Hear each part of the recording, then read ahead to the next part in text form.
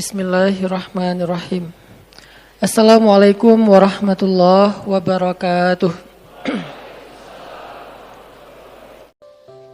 Teman-teman yang dirahmati Allah Subhanahu wa taala, pertama-tama kita untuk terus-menerus memuji dan memuja Allah Subhanahu wa taala atas nikmat-nikmat yang enggak terhingga dalam hidup kita selama ini. Dan sebagian besarnya nikmat itu kita gak pernah minta, tapi Allah kasih. Salah satu nikmat yang kita gak pernah minta dan Allah kasih dan sangat berharga itu adalah nikmat iman, nikmat Islam.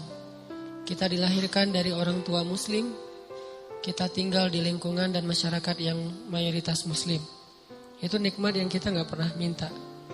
Tapi karena Allah sayang sama kita, Allah kasih tetap buat kita. Kalau dibandingkan dengan orang lain yang mencari Islam itu dengan proses yang panjang, proses yang rumit. Kayak Salman Al-Farisi yang harus jadi budak dulu untuk menemukan Islam. Harus dijual dulu untuk menemukan Islam. Harus dirampok dulu di tengah jalan untuk menemukan Islam. Kayak Suhaib bin Amr harus jatuh bangun dulu, harus miskin dulu untuk bisa mendapatkan Islam. Ada banyak proses yang dilalui orang lain dan sulit. Itu terjadi di zaman sahabat dan terjadi juga di zaman kita sekarang. Ada orang yang harus mengalami second life dulu untuk bisa mendapatkan Islam. Harus ngalamin pengalaman spiritual yang rumit dulu untuk bisa mendapatkan Islam. Kita dikasih nikmat itu sama Allah tanpa harus susah-susah. Lahir udah sebagai muslim. Orang tua dua-duanya muslim. Masyarakatnya mayoritas muslim. Kebayang gak kalau kita lahir sebagai muslim, orang tua muslim tapi di Rohingya? Yang berislamnya susah banget. Makin kelihatan Islamnya, makin kelihatan solehnya, makin besar ancamannya. Dibakar hidup-hidup, digorok di depan keluarga, orang tua, pasangan dan anak perempuannya dinonai di depan dia, dan dia gak bisa buat apa-apa. Berislam yang sangat luar biasa beratnya di sana teh. Atau di Suriah, di Palestina, yang Palestina mungkin udah hampir 1 abad. Udah lebih dari 60 tahun mereka dijajah. Atau nenek moyang kita lah yang berislam dulu di zaman Jepang dan Belanda susah. Sekarang kita Allah beri nikmat yang kita gak minta. Lahir setelah Indonesia merdeka. Lahir setelah masa-masa sulit ketika awal-awal Indonesia merdeka.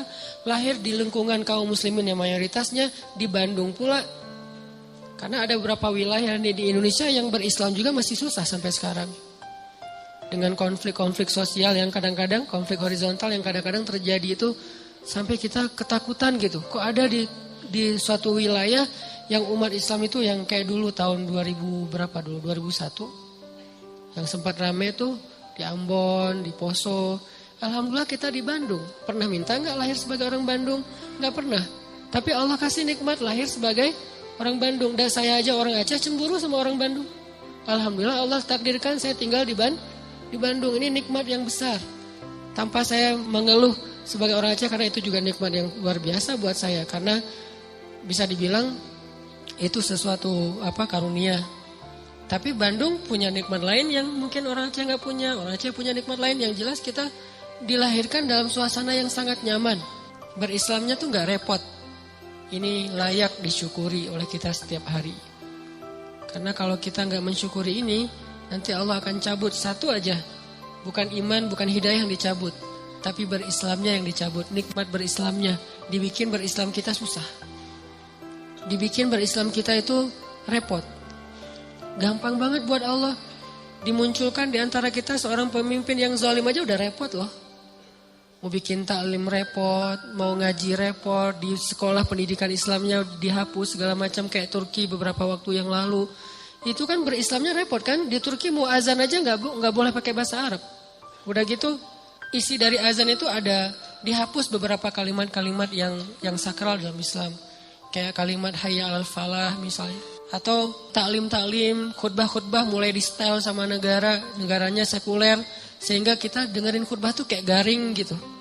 Lama-lama kegaringan yang dipelihara bertahun-tahun buat kita makin gak ngerti agama. Begitu gak ngerti agama, gampang frustasi, depresi, tingkat stres tinggi, mulai kasus-kasus bunuh diri meningkat. Ini berislam sudah dicabut nikmatnya oleh Allah. kalau kita nggak syukurin. Nah, kita syukurin, alhamdulillah atas nikmat iman, Islam, hidayah, lahir dalam lingkungan mayoritas muslim yang nyaman di Indonesia. Mudah-mudahan dengan kayak gitu Allah tambahkan nikmat berislam. Gimana Allah tambahkan nikmat berislam? Mengekspresikan keislaman itu disupport sama pemerintah. Karena mengekspresikan keislaman itu insya Allah gak akan ganggu orang lain kok. Konsep agama Islam itu kan udah ideal banget ya. Gak mungkin kita taat dengan agama kita terus ngeganggu agama lain. Itu mustahil, gak ada dalam kamus Islam kayak gitu. Jadi gak usah khawatir ketika kita taat dengan syariat Islam, agama Islam. Ketika kita mengekspresikan keislaman kita, gak usah khawatir. Justru itu jadi sebuah kebaikan karena sifat dasar Islam itu rahmatan lil alamin. Makin orang Islam mengerti agamanya, makin dia rahmah kepada orang lain. Gak mungkin makin ngerti agama makin galak. Gak mungkin.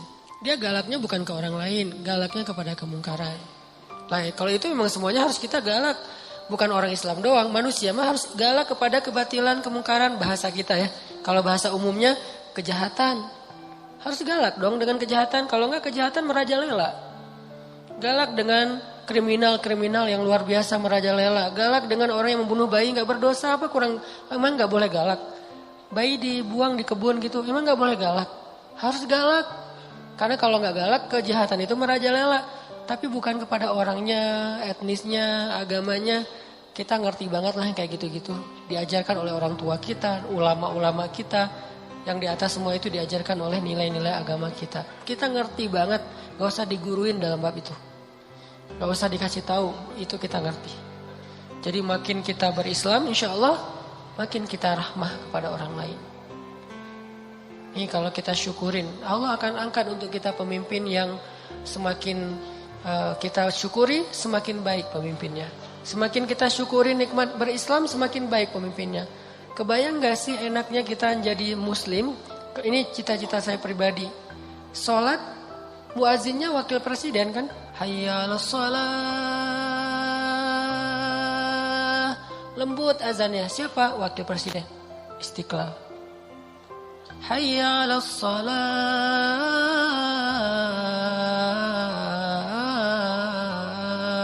Azan subuh. Wakil gubernur. Wakil wali kota. Imamnya wali kota, gubernur, presiden. Bacanya bukan Al-Ikhlas. Bacaannya itu ayat-ayat yang baper banget gitu. Al-Ikhlas keren, cuman itu kesannya ya. Al-Ikhlas kita gak meremehkan sama sekali. Kesannya kesan orang yang baru belajar lah ya, Al-Ikhlas. Ini bacaannya tuh bacaan ayat-ayat yang baper. Al-Haqqah, Al-Waqi'ah, Al-Qiyamah. Kebayang gak presiden? La uqsimu biyaumil qiyamah. Wah, takbir saya teh. Sujud syukur tuh kalau dapat presiden kayak gitu tuh. Wala uqsimu bin nafsil lawamah. Wah, itu benar-benar nikmat dari langit untuk bangsa Indonesia tuh. Nikmat dari langit tuh untuk warga Jawa Barat. Nikmat dari langit tuh untuk warga Bandung. Kalau imam kita adalah jangan dipisahin lagi imam masjid dengan imam pemerintahan. Karena dalam Islam gak ada pemisahan tentang itu. Dulu Abu Bakar ya imam juga. Umar ya imam juga dengan kapasitasnya. Puncaknya Utsman dan Ali. Karena Utsman ini ulama Al-Quran, Ali ini ulama banyak ilmu dalam Islam. Sampai seorang presiden kayak Utsman tuh. Lagi ngajarin Al-Quran di dalam Masjid Istiqlal. Namanya dulu Nabawi. Di Masjid Istiqlal lagi ngajarin Quran nih. Tiba-tiba datang murid di pintu masjid, gak sengaja ngelihat cewek lagi lewat, kesingkap jilbabnya karena angin. Dia pikir karena gak sengaja, sekilas cuma rambut doang, gak istighfar. Ah, itu mah sepele gitu, receh. Dosa receh. Masuklah dia ke masjid. Presiden bilang gini, kenapa ada yang masuk ke dalam majelis kita, sementara di dalam matanya masih ada bekas dosa? Ini presiden punya telepati yang luar biasa nih. Kenapa masuk ke dalam majelis kita seseorang yang di matanya masih ada bekas dosa? Orang itu nanya, ya Amirul Mukminin, apakah telah turun wahyu kepada anda sementara tidak ada lagi wahyu setelah Rasulullah? Maksudnya gimana anda tahu saya baru melihat dosa di luar padahal gak ada yang lihat selain saya sendiri gitu. Kata Utsman bin Affan, ittaqu farasatal mu'min. Hati-hati dengan farasah, jadi bahasa Indonesia firasat. Hati-hati dengan firasat orang yang beriman. Presiden segitu firasatnya coba. Sampai dosa yang dia nggak lihat tahu, kan berarti keren banget nih presiden. Dan ini adalah wujud dari kesolihan masyarakat. Makanya Allah berilah pemimpin yang soleh untuk mereka. Karena pemimpin itu gambaran dari kita.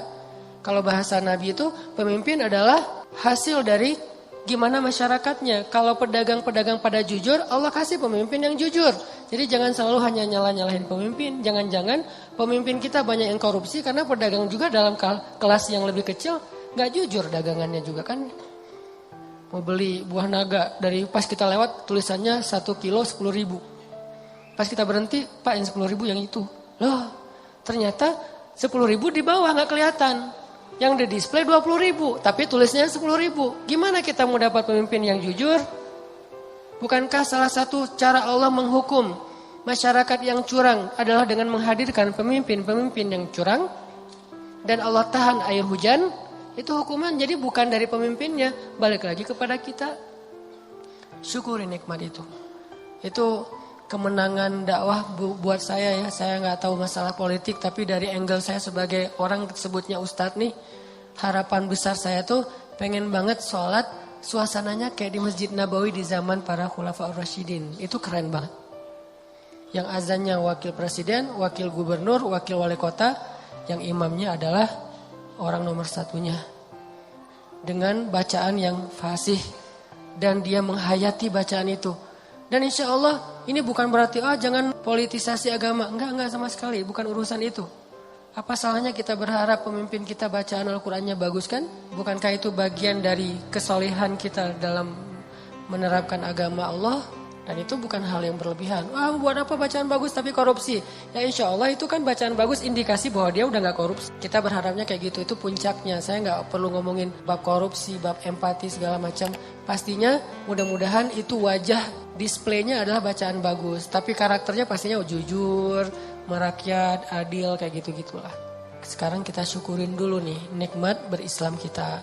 Mudah-mudahan Allah terus memberi petunjuk kepada pemimpin-pemimpin kita dan mengangkat untuk kita pemimpin-pemimpin yang seperti harapan-harapan orang yang beriman.